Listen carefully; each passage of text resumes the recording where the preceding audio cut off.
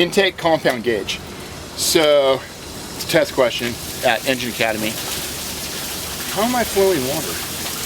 That's closed. Oh, my number 2 is completely open. That's it. So you're supposed to close everything before you start. I didn't follow my own rules. So here we go. I just water hammered her up to about 50 psi on the intake side. That's interesting.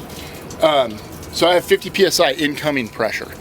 When I fired this pump up, it will take that 50 psi and it'll boost it. In fact, if I look at it, it's only got 40 psi on the other side of the pump. So there's a little bit of loss there, not because of friction, because nothing's moving.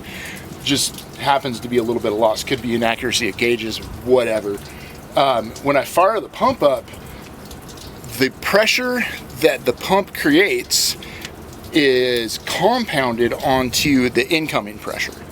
So it'll read accurately what the total output is, but you'll get higher pressures when you bring pressure into the pump. You'll also get a higher performance, and you can end up moving more water than you normally can by having pressurized water come into your pump. If you're pumping water in, you can get more water going out on the other end. So you got to be careful when you're doing series pumping.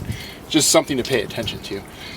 The key here is we're down to 40 psi on my intake, which isn't very much. 30 psi is kind of my bare minimum.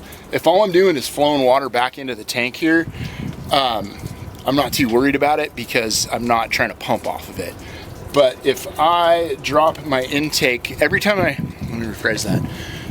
When I open a discharge and I start flowing water, I'm going to lose some of this residual pressure because that's static. Once I get to flow pressure, like I open a discharge valve, okay, and it dropped down to about 30, right around 30. Now it's pouring out the bottom. If I get below 30, I probably don't want to be pumping off of that. 30 is kind of the minimum incoming that I'm okay with continuing to run my pump at a point where I'm boosting pressure to pump a hose blade. So that would be my key piece, is about 30 psi. I think 20 is the official formal, what my friends at the fire department say is where they're not going to open another line once they hit 20 psi of incoming.